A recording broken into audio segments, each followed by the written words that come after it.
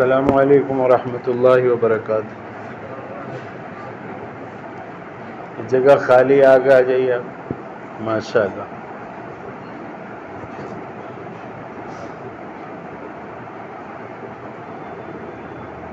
درود شریف پڑھ لیجیے۔ نماز میں جیسے بیٹھتے ہیں قاعدے کی حالت میں، سنت کو زندہ کرو گے تو اللہ 100 مرتبہ شہید ہونے کے برابر ثواب عطا فرمائے گا۔ سب لوگ ایسے بیٹھے ہیں جیسے نماز میں جب اتحیات پڑھتے ہیں اس طرح بیٹھتے ہیں، ماشاءاللہ۔ تھوڑی پریشانی ہوگی لیکن بہت فائدہ ہوگا۔ اللہ آپ کو بہت ہی قبول فرمائے۔ ایک بار درود شریف پڑھ لیں۔ الحمدللہ رب العالمین والصلاة والسلام علی رسولہ الامین، اما بعد فاعوذ باللہ من الشیطان الرجیم، بسم اللہ الرحمن الرحیم۔ لقد کان لکم فی رسول اللہ اسوۃ حسنہ۔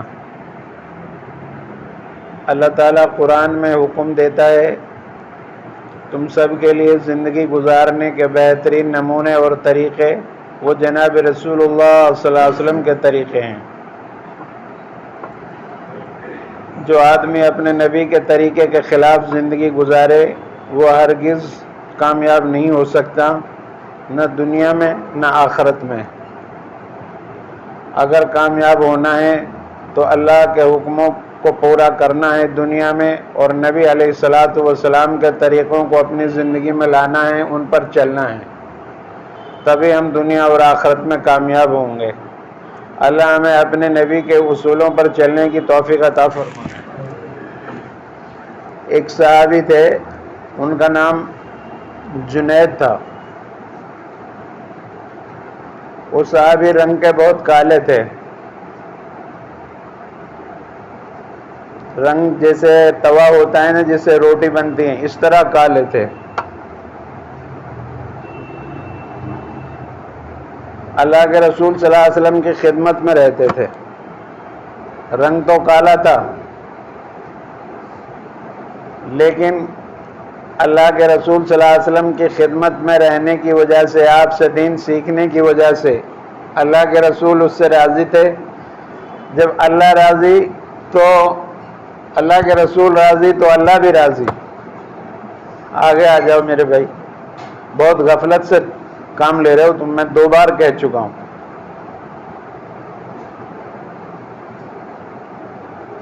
تو اللہ کے رسول کی خدمت میں رہتے تھے، رنگ کے کالے تھے، ایک ہونٹ اوپر تھا ایک نیچے، اور آنکھیں بہت باریک باریک، دیکھنے میں اچھے نہیں لگتے تھے۔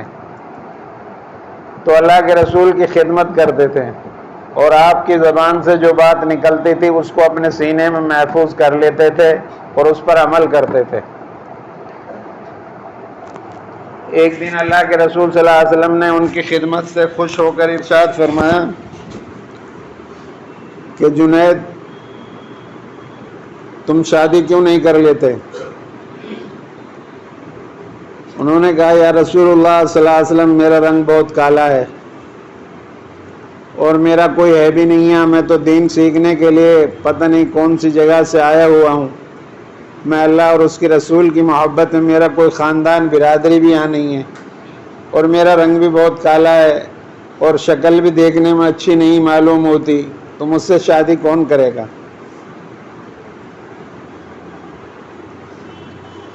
اللہ کے رسول صلی اللہ علیہ وسلم نے ارشاد فرمایا، ایک صاحب کو بلایا کہ خط لکھو، اور فلاں قبیلہ مدینہ منورہ میں، اور بااثر قبیلہ تھا، اس کا جو سردار تھا اس کی ایک بیٹی تھی اور بڑی حسین اور جمیل اور خوبصورت۔ اللہ کے رسول صلی اللہ علیہ وسلم نے خط لکھوایا ان کے لیے کہ آپ اپنی بیٹی کی شادی میرے کہنے کے مطابق اس جنید صحابی سے کر دو۔ یہ خط لکھوایا آپ نے، اور خط دینے کے لیے جو بھیجا جا رہا وہ بھی حضرت جنید ہی تھے۔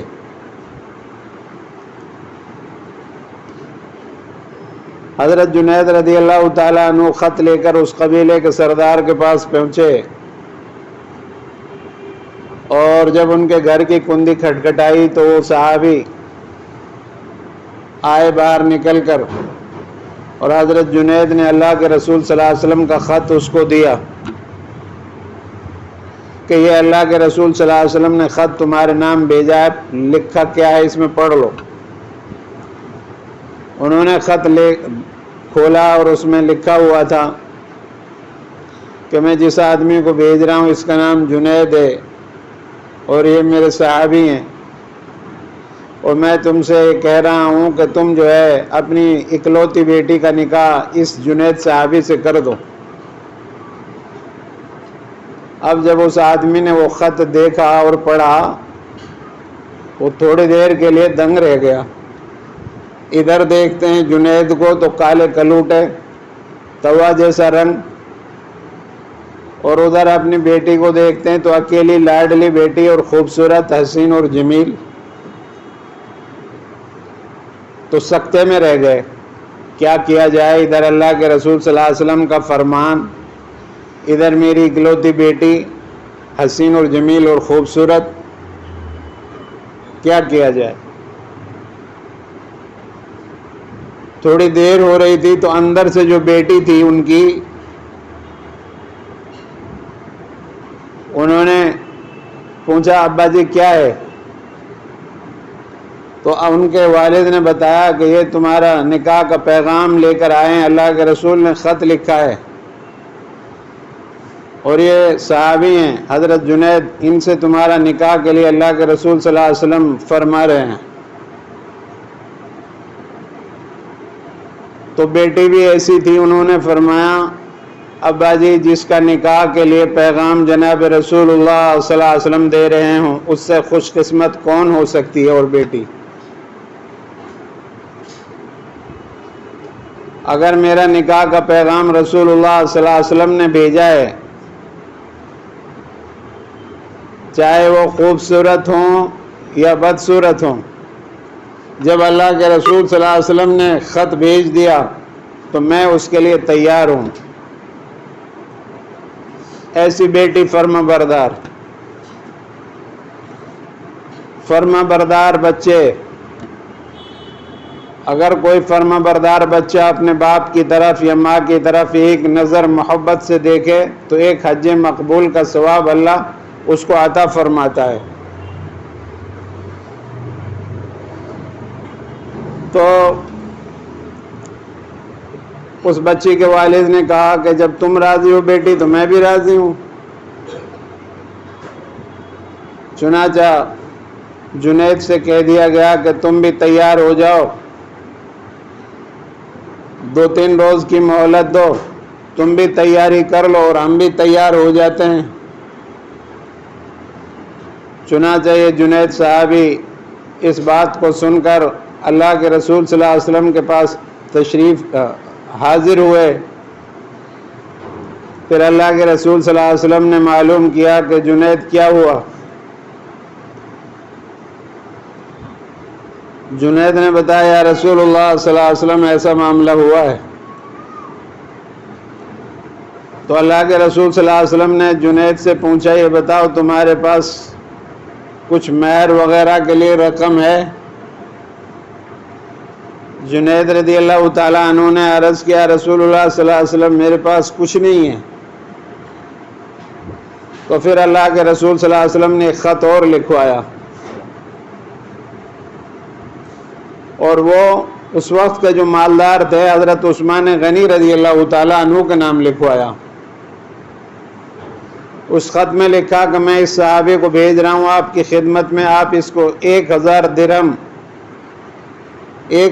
درہم کی رقم قرض دے دو، اور اگر تم یہ محسوس کرو کہ یہ ادا نہیں کر پائے گا تو دل میں نیت کر لینا معاف کرنے کی۔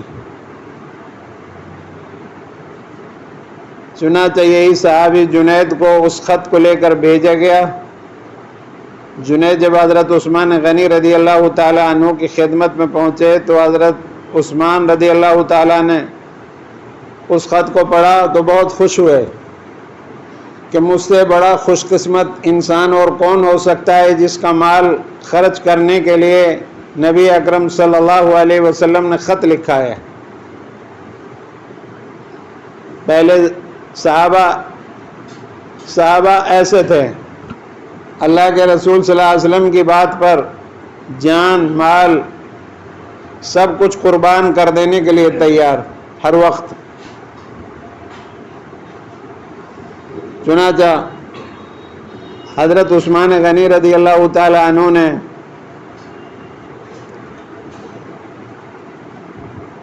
ایک 1000 درہم تو اللہ کے رسول صلی اللہ علیہ وسلم کے کہنے کے مطابق اس خط میں جو لکھا تھا وہ دیے، اور 1000 درہم اللہ کے رسول صلی اللہ علیہ وسلم نے اس خط کے عدم میں دیے، 2000 درہم دیے۔ 1000 تو جو اللہ کے رسول صلی اللہ علیہ وسلم نے لکھا تھا وہ دیے، اور 1000 اس خط کے عدم میں جو اللہ کے رسول صلی اللہ علیہ وسلم نے لکھا تھا وہ دیے، 2000 درہم دیے۔ چنانچہ یہ صحابی اللہ کے رسول صلی اللہ علیہ وسلم کے پاس پہنچے اور بتایا کہ حضرت عثمان غنی رضی اللہ تعالیٰ عنہ نے 1000 درہم تو اس خط کا جو لکھا آپ نے وہ دیے ہیں، اور 1000 درہم آپ کے حکم پر اور آپ کے عدم میں 1000 درہم اور دیے، 2000 درہم۔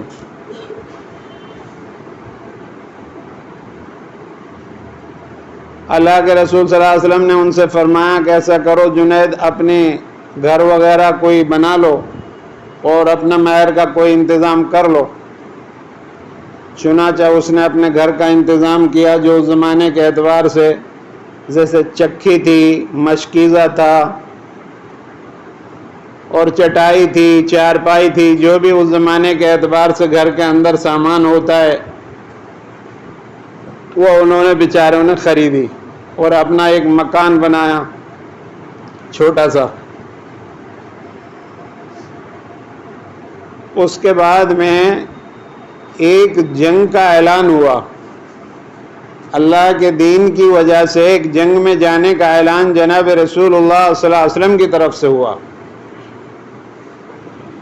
کہ بھئی اللہ کے راستے میں اللہ کے دین کی خاطر جنگ میں جانا ہے۔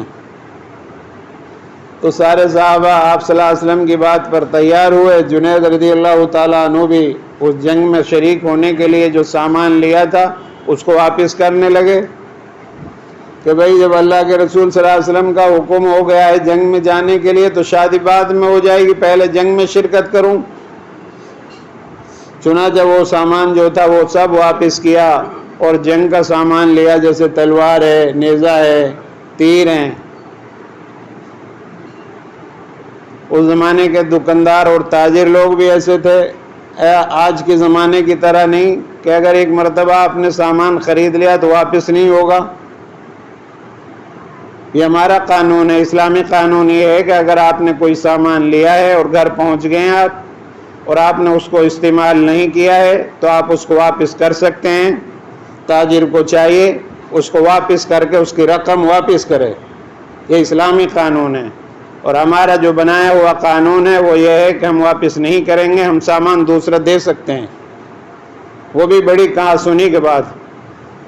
اس طرح کی تجارت میں برکت نہیں ہوا کرتی۔ ایمانداری کے ساتھ جو آدمی تجارت کرے گا، اللہ کے رسول صلی اللہ علیہ وسلم نے ارشاد فرمایا میری امت کا تاجر ایمانداری کے ساتھ تجارت کرے، قیامت کے روز وہ نبیوں کے ساتھ شہداء کے ساتھ اٹھایا جائے گا، اس کا مرتبہ انبیاء اور شہداء کے برابر ہوگا۔ اس امت کے تاجر کا کتنا اونچا مرتبہ اگر یہ سچائی کے ساتھ دیانت داری کے ساتھ تجارت کرے، لیکن ہم سچائی کے ساتھ دیانت داری کے ساتھ تجارت نہیں کرتے۔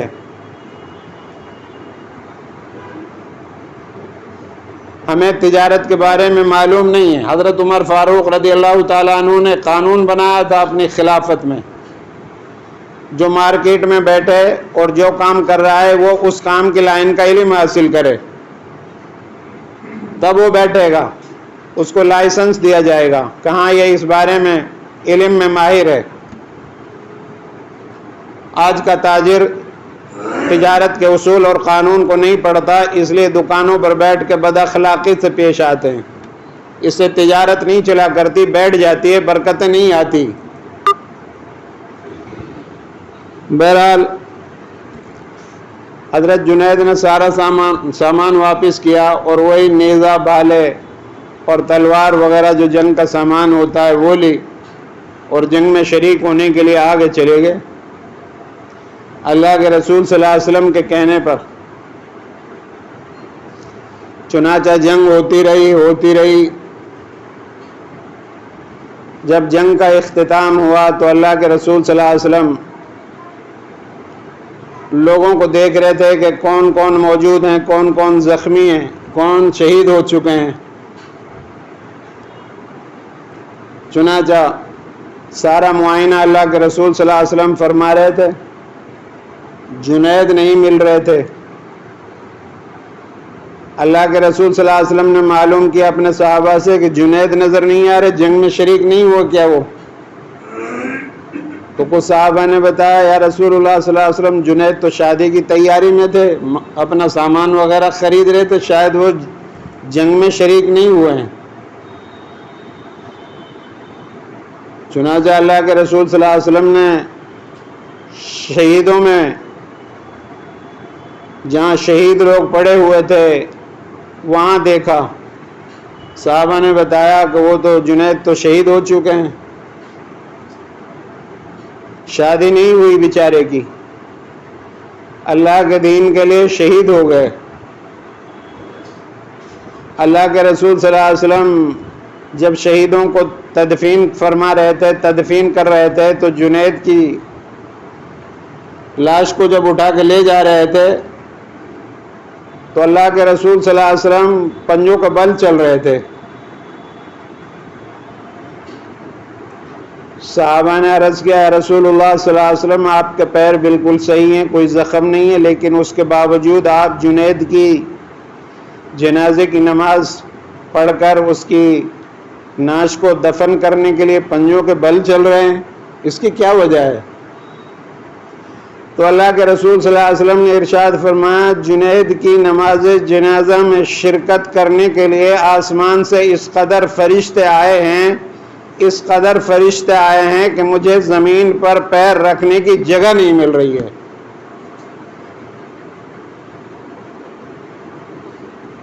میرے بھائیوں، صحابہ کرام نے اللہ کو راضی کیا اور اس کے رسول کو راضی کیا، اللہ اور اس کے رسول کو راضی کیا، شادی نہیں ہوئی، شادی قیامت کے روز ہوگی اللہ کے یہاں، اس کی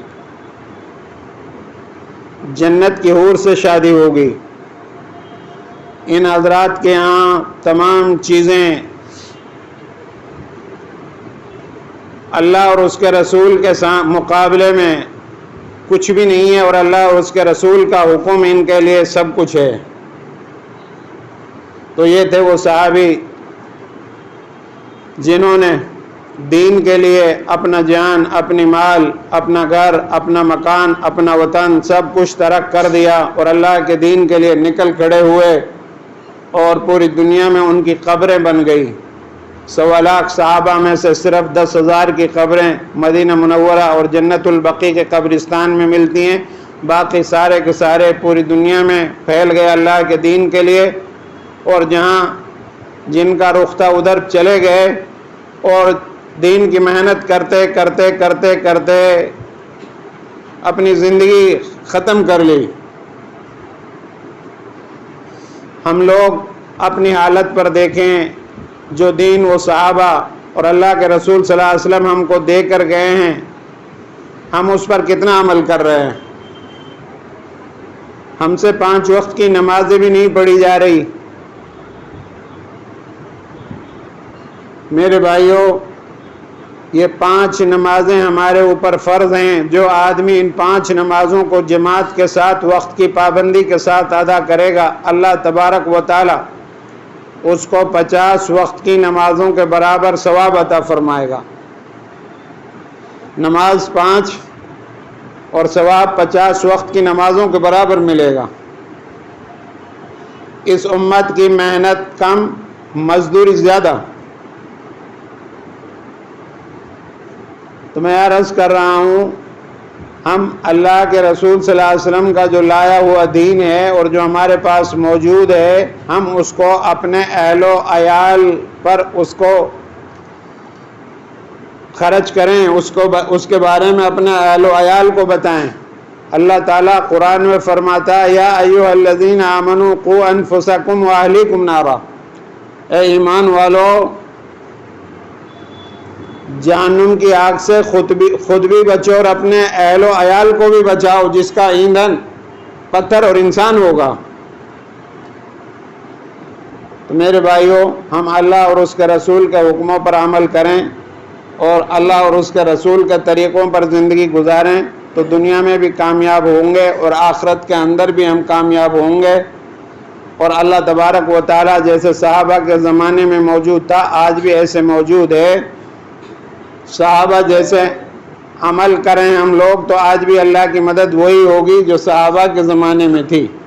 ہمارے حالات بدل گئے، ہماری نماز بے جان ہو گئی، ہمارے اعمال کمزور پڑ گئے، ہم آپس میں لڑنے جھگڑنے لگے، علاقائیت میں بٹ گئے، قومیت میں بٹ گئے، عصبیت میں بٹ گئے، برادریوں میں بٹ گئے، ایک دوسرے سے لڑائی جھگڑے کرنے لگے، ماں باپ کی نافرمانی ہونے لگی، بیٹی ماں کی نافرمانی کرنے لگی، پڑوسی سے لڑ رہا ہے، جھگڑ رہا ہے، آپس میں انتشار ہے، نا اتفاقی ہے۔